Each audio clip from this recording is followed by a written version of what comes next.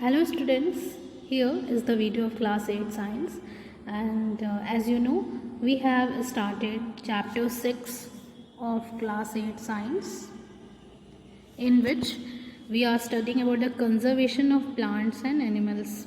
So in the previous video we have discussed about biodiversity.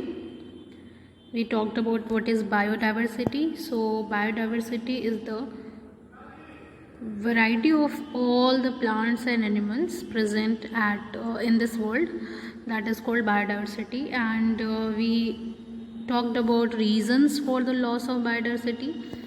Biodiversity के loss होने के क्या रीज़न है ये भी हम लोगों ने पढ़ा था. उसमें हम लोगों ने पढ़ा था deforestation and causes of deforestation, consequences of deforestation.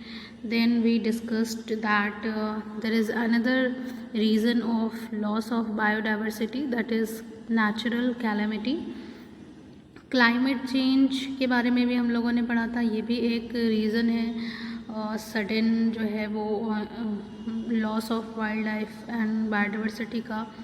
And then हम लोगों ने पढ़ा था how can we conserve the forest and wildlife. ये सब हम लोगों ने प्रीवियस क्लास में पढ़ लिया था. आज हम लोग पढ़ेंगे बायोस्फीयर रिजर्व्स के बारे में. What is biosphere reserve? ठीक है, तो बायोस्फीयर रिजर्व वो पार्ट है जो लिविंग ऑर्गेनिज्म को सपोर्ट करता है and it helps for the survival of the wild life animals. या आप ऐसे कह सकते हैं कि बायोस्फीयर रिजर्व एक ऐसी जगह है जिसमें लिविंग ऑर्गेनिज्म जो हैं वो एग्जिस्ट करते हैं एंड जो उनके सर्वाइवल के लिए ज़रूरी है. The concept of biosphere reserve is only 2 decades old. ये 2 decades ओल्ड ही ये कॉन्सेप्ट है और इसको इवॉल्व किया था मैन एंड बायोस्फीयर प्रोग्राम के थ्रू यूनेस्को ने. और a biosphere reserve is a large protected area of land meant for the conservation of wildlife, biodiversity and traditional lives of the tribals living in that area. Biosphere reserve एक बहुत ही बड़ा सा large protected area है. एक ऐसा area है जिसको protect किया गया है by the laws and rules. And उसमें जो एरिया में जो भी लैंड है उसको इसलिए प्रोटेक्ट किया गया है ताकि जो उसमें नेचुरली जो वाइल्ड लाइफ प्रेजेंट है, उसमें जो लिविंग ऑर्गेनिज्म है उनको कंजर्व किया जा सके, मीन सेव किया जा सके. वहाँ पे जो बायोडाइवर्सिटी है उसको एक्सटिंक्ट होने से बचाया जा सके. एंड जो ट्राइबल लोग उन जंगलों के आसपास रहते हैं उनके लिविंग लाइफ ट्रेडिशनल को भी क्या किया जाए, प्रोटेक्ट किया जाए. It is an area in which multiple use of land is permitted for preserving genetic diversity by dividing it into zones each for a particular activity. Biosphere Reserve को कई zones में divide किया गया है और उसमें हर एक zone में अलग अलग activity को permit किया गया है. तो let's talk about the zones of Biosphere Reserve. तो सबसे पहला जो जोन है उसको हम लोग बोलते हैं inner most zone. It is also known as core zone. Core zone या इनर मोस्ट जोन जो होता है वो सबसे सेंटर का, सबसे अंदर का जोन होता है.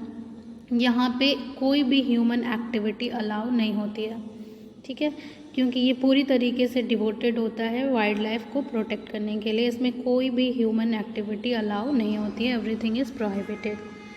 सेकेंड अगर हम बात करें तो सेकेंड जोन है मिडल जोन. मिडल जोन को हम बफर जोन भी कहते हैं. इसमें ह्यूमन एक्टिविटी को अलाउ किया गया है बट लिमिटेड है, बहुत कम है, जैसे कि research, environmental education and tourism. और ऐसी ही एक्टिविटी इसमें अलाउ की गई है जिससे वाइल्ड लाइफ को कोई ख़तरा ना हो. जैसे कि आप रिसर्च करने के लिए जोन में जा सकते हो, एनवायरमेंटल एजुकेशन के लिए या टूरिज़्म के लिए आप जा सकते हो. अदरवाइज़ और कोई इसके अलावा एक्टिविटी वहाँ पर अलाउ नहीं की गई है. The outer most zone is called transition zone. जो तीसरा जोन है, सबसे बाहर का जोन एरिया है जो उसको हम ट्रांजिशन जोन कहते हैं. ये एक ऐसा जोन है जहाँ पे ह्यूमन एक्टिविटी अलाउ तो है लेकिन वो एक्टिविटी नॉन डिस्ट्रक्टिव होनी चाहिए. मतलब उससे जंगल को और जानवरों को कोई खतरा नहीं होना चाहिए। जैसे ट्राइबल्स अपने हाउस वहाँ पे घर बना सकते हैं और कल्टीवेशन ऑफ क्रॉप भी वो कर सकते हैं। A biosphere reserve may also contain other protected areas in it. Biosphere reserve के अंदर, क्योंकि बायोस्फीयर रिजर्व का एरिया बहुत ही वास्ट होता है, बहुत ही बड़ा होता है, तो उसके अंदर जो है वो कुछ दूसरे प्रोटेक्टेड एरियाज भी प्रेजेंट हो सकते हैं। जैसे कि फॉर एग्जांपल ये जो पचमढ़ी बायोस्फीयर रिजर्व है उसमें एक नेशनल पार्क भी है जिसका नाम है सतपुड़ा, और 2 वाइल्ड लाइफ सेंचुरीज भी हैं जिसका नाम है बोरी एंड पचमढ़ी। ठीक है, तो क्योंकि बायोस्फीयर रिजर्व एक बहुत ही वास्ट लार्ज प्रोटेक्टेड एरिया होता है, तो उसके अंदर हम और भी कई प्रोटेक्टेड छोटे एरियाज हम बना सकते हैं, मार्क कर सकते हैं। There are 14 biosphere reserve in India such as Sundarban biosphere reserve West Bengal में है, Great Nicobar biosphere reserve Andaman and Nicobar में है, and Kanha biosphere reserve Madhya Pradesh. There are 14 biosphere reserve. 14 biosphere reserve हैं, जैसे कि कुछ यहाँ पे एग्जाम्पल दिया हुआ है, सुंदरबन, ग्रेट निकोबार एंड कान्हा। यहाँ पर मैप में यहाँ पर शो किया गया है पचमढ़ी बायोस्फीयर रिजर्व। ठीक है, ये पूरा एरिया है, देखिए आप देख सकते हैं कि हाउ बिग इट इज़। तो पचमढ़ी बायोस्फीयर रिजर्व ये बहुत बड़ा है, इसमें आपको सतपुड़ा नेशनल पार्क यहाँ पर आपको मिल जाएगा। Okay, and this is the sanctuary. तो बायोस्फीयर रिजर्व क्या होता है, एक लार्ज प्रोटेक्टेड एरिया होता है, उसमें कई जोन होते हैं और रूल्स एंड रेगुलेशन के थ्रू उनको हम प्रोटेक्ट करके रखते हैं ह्यूमन एक्टिविटी से। सिग्निफिकेंस क्या है बायोस्फीयर रिजर्व का, इससे क्या फ़ायदा होगा, क्योंकि हम इस एरिया को प्रोटेक्ट करते हैं तो कोई भी ह्यूमन एक्टिविटी, ऐसी ह्यूमन एक्टिविटी जो डिस्ट्रक्टिव है, जो नुकसान पहुंचाएगी, वो अलाउड नहीं होती है। तो इससे हम उस एरिया में रहने वाले बायोडाइवर्सिटी को हम क्या कर सकते हैं, कंजर्व कर सकते हैं, सेव करके रख सकते हैं। दूसरा, to provide area for ecological and environmental research. इस तरीके से एरिया जो है अगर वो कंजर्व रहेगा तो उसमें हम रिसर्च के लिए एरिया प्रोवाइड कर सकते हैं लोगों को, एक्टिविस्ट और रिसर्चर्स को। To maintain the lifestyle of the tribal people living in the area. उस एरिया में जो ट्राइबल आदिवासी लोग होते हैं उनकी लाइफ को भी हम मेंटेन कर सकते हैं, and we help them, we can protect them. उनके भी सर्वाइवल और प्रोटेक्शन के लिए ये इम्पोर्टेंट होता है, क्योंकि ट्राइबल्स जो होते हैं, जो आदिवासी होते हैं, वो पूरी तरीके से उनकी जो लाइफ होती है वो जंगलों पे डिपेंड करती है। ठीक है, जंगलों पे वो डिपेंड करती है उनकी लाइफ। तो अगर जंगल और वो फॉरेस्ट और वाइल्ड लाइफ जो होगा बचा हुआ होगा तो उससे ट्राइबल्स भी सर्वाइव कर पाएंगे and they will get the good life. Now we will talk about the next topic, that is flora and fauna. Flora and fauna क्या होता है, तो फ्लोरा वर्ड हम यूज़ करते हैं for all and different type of plants belonging to an area. किसी एक area में जितने भी प्लांट्स हैं और जितने भी टाइप्स के प्लांट हैं उनको हम कलेक्टिवली क्या बोलते हैं, फ्लोरा। इसी तरीके से कोई पर्टिकुलर अगर जगह है, एरिया है, उसमें जितने भी एनिमल हैं, जितने भी टाइप के एनिमल हैं और जितने नंबर्स में भी एनिमल हैं, उन सबको मिलाकर कलेक्टिवली हम क्या बोलते हैं, उनको बोलते हैं फौना। ठीक है, तो बायोडाइवर्सिटी में फ्लोरा और फौना होता है, क्योंकि कोई भी बायोडाइवर्सिटी है तो उसमें प्लांट्स भी होंगे, एनिमल्स भी होंगे, तो कोई भी बायोडाइवर्सिटी में उसके फ्लोरा और फौना होते हैं। ठीक है, और जैसे कि आप देख सकते हैं कि साल ट्री, फोन, jamun tree, teak are the flora of Pachmarhi biosphere. ये जो प्रोटेक्टेड एरिया है पचमढ़ी बायोस्फीयर, इसमें ये सारे नेम लिखे गए। ये क्या है, फ्लोरा मतलब प्लांट्स के नेम हैं, ये सारे वैरायटी ऑफ प्लांट्स उसमें पाए जाते हैं। Cheetah, wolf, leopard, blue bull, wild dog, ये सब क्या है, एनिमल्स के नेम हैं जो पचमढ़ी बायोस्फीयर रिजर्व में पाए जाते हैं। तो ये क्या हो गए, वो पचमढ़ी बायोस्फीयर रिजर्व के क्या हो गए, फौना हो गए। ठीक है,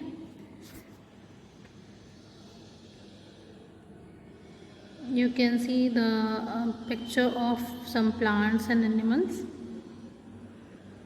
Now we'll talk about the next topic, that is endemic species. Endemic species क्या होता है? ऐसा कोई भी स्पीसीज़ जो किसी पर्टिकुलर रीजन में क्या है, कन्फाइंड है और किसी पर्टिकुलर ख़ास जगह पर ही पाया जाता है, ठीक है, तो उसको हम लोग बोलते हैं endemic species. Endemic species are those species of plants and animals that are found exclusively only in a particular region and not found anywhere else. मतलब एक ख़ास पर्टिकुलर रीजन में ही वो स्पीसीज़ पाई जाएगी और दुनिया में कहीं भी नहीं पाई जाएगी. उन स्पीसीज़ को हम क्या बोलते हैं? Endemic species. जैसे पिग्मी हॉग और हुलॉक गिब्बन जो है वो आसाम में ही सिर्फ पाया जाता है और दुनिया में कहीं भी नहीं पाया जाता है, ठीक है. तो ये आसाम का क्या हो गया? एंडेमिक स्पीसीज़ हो गया, क्योंकि वो एक ही पर्टिकुलर एरिया में पाया जा रहा है और उस एरिया का वो क्या हो गया? Endemic species.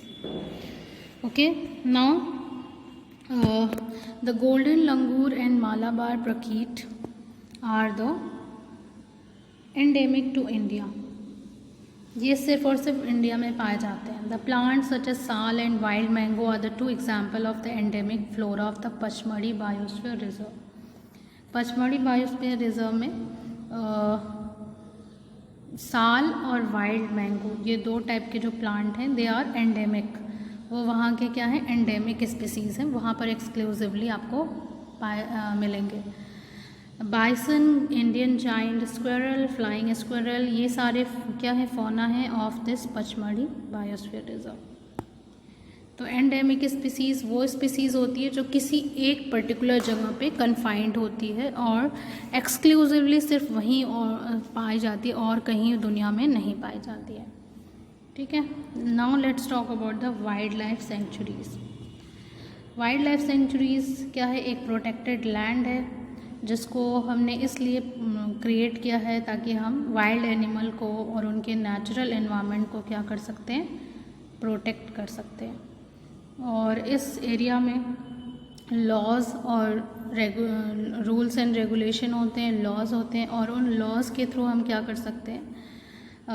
Killing and capturing of animal को हम रोक सकते हैं, ठीक है. तो वाइल्ड लाइफ सेंचुरी में कम्प्लीटली जो होता है वो वाइल्ड लाइफ सेंचुरी में killing and capturing of animal जो होता है वो कम्प्लीटली प्रोहिबिटेड होता है और पनिशेबल भी होता है. अगर ऐसा करने पे, लॉज को ब्रेक करने पे क्या होता है कि हाँ कि पनिशमेंट भी दिया जाता है. People living in wildlife sanctuary are allowed to do certain activities such as grazing by their livestock, collecting medicinal plant, firewood. जो ट्राइबल लोग आसपास रहते हैं वाइल्ड लाइफ सेंचुरी को, उनको थोड़ा बहुत अलायंस हम देते हैं ताकि वो अपनी लिवलीहुड को प्रोसीड कर सकें. जैसे अपने लाइव स्टॉक से के थ्रू वो ग्रेजिंग के लिए अलाउ होता है, वो ग्रेजिंग के लिए ले जा सकते हैं अपने लाइव स्टॉक को, अपने मवेशियों जानवरों को. मेडिसिन प्लांट वो वाइल्ड लाइफ सेंचुरी से कलेक्ट कर सकते हैं. फायरवुड, लकड़ियाँ जलाने के लिए भी वो वाइल्ड लाइफ सेंचुरी से वुड ले सकते हैं. Some of the threatened wild animals which are protected and preserved in our wildlife sanctuaries are black buck, white-eyed buck, elephant, golden cat, pink-headed duck, घड़ियाल, marsh crocodile, python, rhinoceros. ये क्या है? कुछ species हैं जिनको हमने वाइल्ड लाइफ सेंचुरी के through हमने क्या किया? कंजर्व किया हुआ है, इनको प्रोटेक्ट किया हुआ है. India has more than 500 wild life centuries. India में 500 से भी ज़्यादा वाइल्ड लाइफ सेंचुरीज़ हैं, जैसे कि Sanjay Gandhi wild life sanctuary जो कि महाराष्ट्र में है, भरतपुर बर्ड सेंचुरी राजस्थान में है. यहाँ पर आप ये इसमें देख सकते हैं कि कुछ नाम दिया हुआ है उनका, लोकेशन, एरिया और इम्पोर्टेंट एनिमल जो उसमें पाए जाते हैं. जैसे जल्दापारा है, ये वेस्ट बंगाल में है. इसका एरिया है 1555 स्क्वायर किलोमीटर और इनमें जो जानवर पाए जाते हैं वो क्या है? राइनोसेरोस, एलिफेंट, टाइगर, गौर, डियर, सांभर. इनको इस वाइल्ड लाइफ सेंचुरी में हमने प्रोटेक्ट किया हुआ है. क्योलेडियो घाना, ये भरतपुर राजस्थान में है, 29 स्क्वायर किलोमीटर में स्प्रेड है और इसमें कौन से एनिमल्स हैं? Aquatic migratory bird, waterfowl etcetera.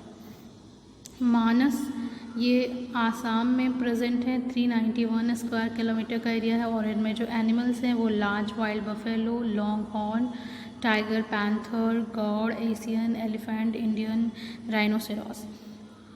Tadoba Andhari Maharashtra में है और इसमें हमने क्या प्रोटेक्ट किया हुआ है, टाइगर। ये इसको टाइगर के प्रोटेक्शन के लिए ये वाइल्ड लाइफ सेंचुरी हमने क्रिएट किया है। चिल्का उड़ीसा में है, 1000 स्क्वायर किलोमीटर एरिया में स्प्रेड है। Birds like waterfowl, duck, crane, golden plover, ये सारी जो बर्ड्स हैं इनको क्या किया है, इनके प्रोटेक्शन के लिए वाइल्ड लाइफ सेंचुरी को क्रिएट किया गया। Now we will talk about the national parks. National parks जो होते हैं ये भी प्रोटेक्टेड एरियाज़ होते हैं जिनको गवर्नमेंट सेटअप करती है to preserve flora and fauna, and उसमें लैंडस्केप भी हो सकते हैं, हिस्टोरिक ऑब्जेक्ट भी हो सकते हैं जिनको प्रोटेक्ट किया जाता है।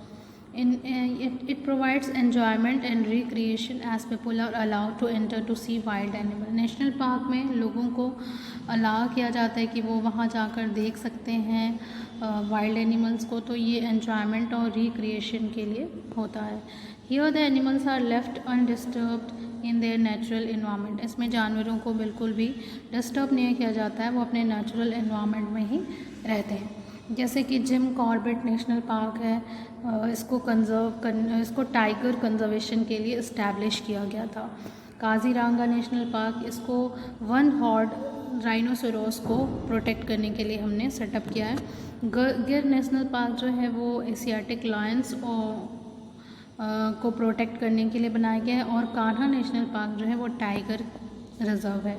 ठीक है, टाइगर को इसमें हम प्रिजर्व करते हैं, कंजर्व करते हैं। ओके, सो नेशनल पार्क्स जो है वो हम नेचुरल इन्वायरमेंट में हम वाइल्ड लाइफ एनिमल को रखते हैं और उसमें प्रोटेक्शंस जो होते हैं वो प्रोटेक्शंस के बहुत सारे लॉज एंड रूल्स जो होते हैं वो अप्लाई किए जाते हैं। Satpura national park is the first reserve forest of India. Satpura national park जो है वो सबसे पहला रिजर्व फॉरेस्ट है इंडिया का। Finest Indian teak is found in this forest. इसमें बहुत ही फाइनेस्ट टीक जो है वो एक लकड़ी है वो पाई जाती है। और the rock shelter and rock paintings are the major tourist attractions of Satpura national park. सतपुड़ा नेशनल पार्क में रॉक शेल्टर और रॉक पेंटिंग्स होती हैं जो बहुत ही फेमस हैं। उनको देखने के लिए बहुत सारे लोग आते हैं। The following table list some of the national park of the country. National park, कुछ फेमस नेशनल पार्क जो हमारी कंट्री के हैं उनका नेम और लोकेशन, एरिया, इम्पोर्टेंट एनिमल जो उसमें पाए जाते हैं ये दिया हुआ है। जैसे हज़ारीबाग नेशनल पार्क है, झारखंड में है।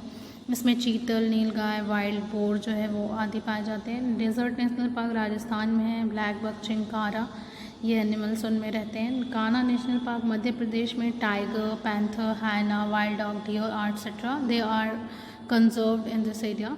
Gir National Park is present in Gujarat and these are the animals which are found in this national park.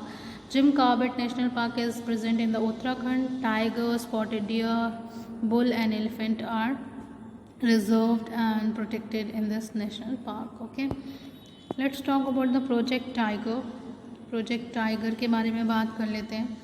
तो प्रोजेक्ट टाइगर एक टाइगर कंजर्वेशन प्रोग्राम था जो लॉन्च किया गया था 1973 में, ताकि जो बहुत तेज़ी से टाइगर्स के नंबर्स इंडिया में कम हो रहे थे तो उनको रोकने के लिए और टाइगर के स्पीसीज़ को कंजर्व करने के लिए इस प्रोजेक्ट के अंतर्गत क्या किया गया था, 23 टाइगर रिजर्व सेटअप किए गए थे और टोटल बैन ऑफ हंटिंग को टोटली बैन कर दिया गया था। And trading in tiger product as well as improvement in habitat. और इसमें ये प्रोग्राम में ये बोला गया था कि जो टाइगर की स्किन से या हेयर से जो प्रोडक्ट्स बनते हैं उन सब की ट्रेडिंग को बैन कर दिया गया था। उनके हैबिटेट को इम्प्रूव करने के लिए वर्क किया गया था ताकि उनके हैबिटेट्स को इम्प्रूव किया जाए। एंटी पोचिंग मेजर्स अपनाए गए थे ताकि लोग जो है वो टाइगर को किल ना करें। एज अ रिज़ल्ट इससे क्या हुआ, tiger population rose to 1327 by 1989 इससे क्या हुआ, जो टाइगर की पॉपुलेशन है वो इंक्रीज़ हुई। And according to 2010 census there are approximately 1706 tiger present in India. 2010 के सेंसस में जो काउंटिंग हुई थी उसके अकॉर्डिंग 1706 टाइगर प्रेजेंट हैं। And in India which is half the world's tiger population. इंडिया में जो टाइगर्स हैं वो पूरी दुनिया के टाइगर पॉपुलेशन के हाफ पॉपुलेशन यहाँ पे पाई जाती है। Wireless communication system and out station patrol camp have been developed within the tiger reserve due to which poaching has decline considerably. Poaching को यानी कि किलिंग को रोकने के लिए वायरलेस कम्युनिकेशन सिस्टम और आउट स्टेशन पेट्रोल कैंप ये सारे डेवलप किए गए थे, जिससे टाइगर को किल करने से बचाया गया। Fire production is effectively done by suitable preventive and control measure. जंगलों में जो आग लग जाती है उसको भी रोकने के लिए बहुत सारे कदम उठाए गए। एंड इस प्रोजेक्ट से बहुत ही फ़ायदा हुआ और इससे जो टाइगर की पॉपुलेशन है वो काफ़ी बढ़ी और डिक्लाइन जो था वो रुक गया। तो इस तरीके से आप देख सकते हैं कि by initiating the different conservation program, we can save the declining of any species.